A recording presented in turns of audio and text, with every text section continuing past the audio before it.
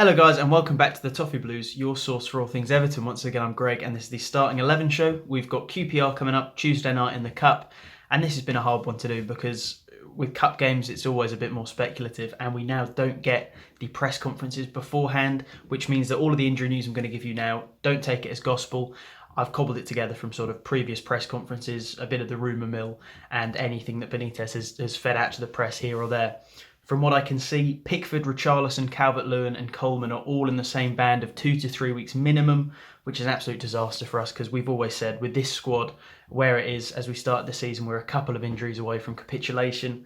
If you'd have asked which players was that most the case for, who would you least want to get injured, I imagine, our most proficient forwards, Calvert-Lewin and Richarlison, would be in that conversation. Our only real right back would have been in that conversation, and of course Pickford as our starting goalkeeper would have been up there as well. Gbamin could be back for Norwich, but he won't be back for this game. He did start in our last cup game, which was against Huddersfield, which means he needs to be replaced in that position. And one of the potential replacements for him, Delph, is 4 to 5 weeks away, so he won't be the one who comes in to take that position.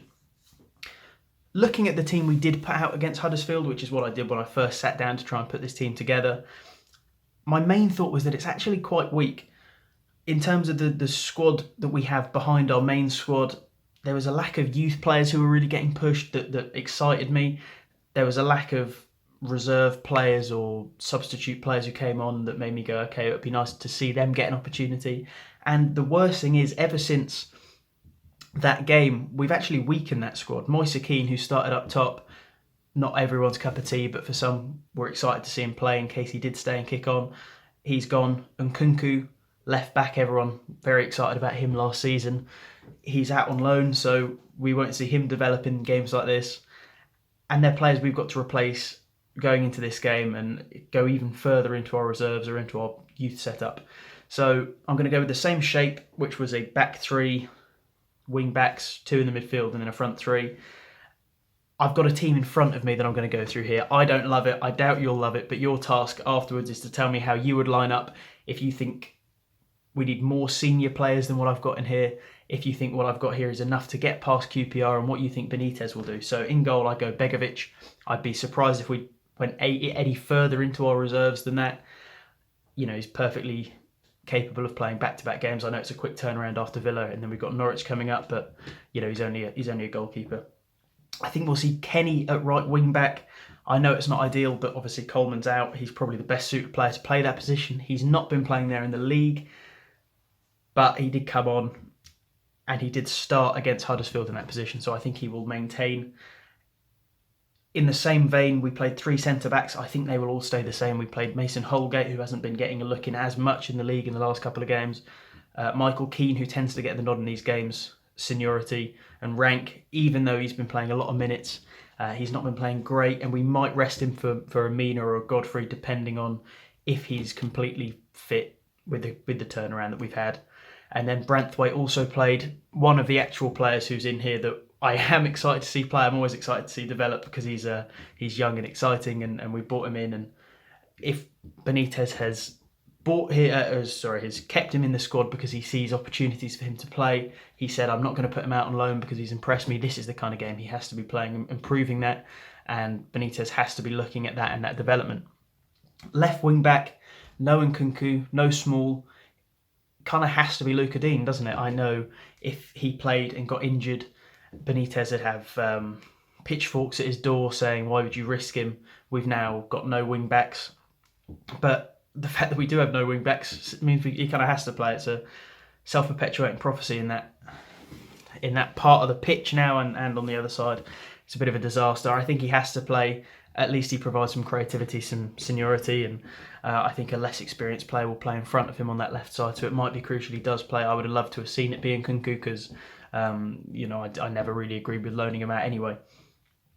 2 in midfield is very tough. Davies started against Huddersfield. I think he keeps his place.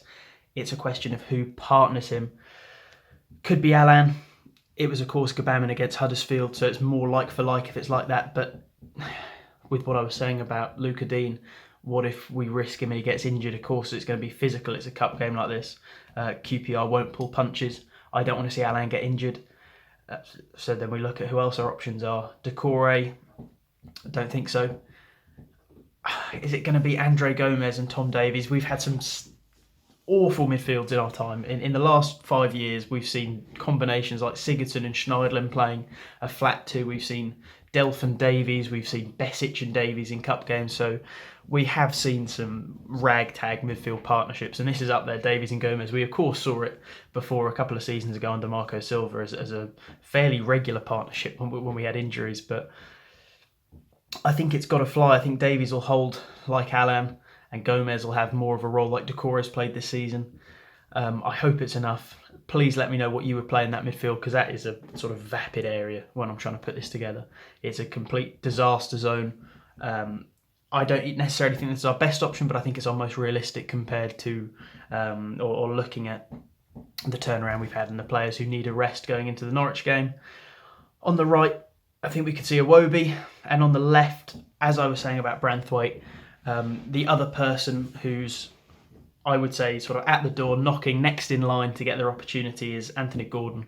We saw him in a cameo role against Aston Villa, but he came on without the chance to really do anything, let's be honest. Without a striker to feed, really. So I think Gordon starts out there, has to have an opportunity. This is the kind of game where we've got injuries and it's a cup game. It's the perfect time to play him, in my opinion. You might argue that Gray, in the form he's in and the sort of fitness levels he has, why drop him? And he could start instead of Iwobi. Of course, we could drop Michael Keane from the team and have Gray as a sort of number 10. All possibilities. I'm just going with the sort of shape we had against Huddersfield. Up top, what's our options? I mean, Ellis Sims made the bench against Villa, but for me, he's just too raw. I'd talk about who's ready and knocking at the door. I don't think he's quite there yet. I think a loan would have got him up the garden path to the door, but injuries over the transfer window meant he didn't get that loan, which has really hampered his development, in my opinion. I think we could see him in the late embers of the game. But for me, the only striker we have who's fit, ready, and not raw is Solomon Rondon, which is perplexing, but I think that's what our team looks like. I know it's not great. I know it's not ideal. Begovic, Kenny, Holgate, Keane, Branthwaite, Luca Dean, midfield two of Gomez and Davies, Iwobi, Rondon and Gordon, making up a front line. Do you think that's got enough to get past QPR? And if not, how would you start the team? How would you line them up? And what do you think Benitez will go with? Let's hope this is enough to get us through and keep the cup dreams alive until January, where we can kit out the team with some more depth and we get our more senior players back. Let's hope for a win, and I will see you guys next time.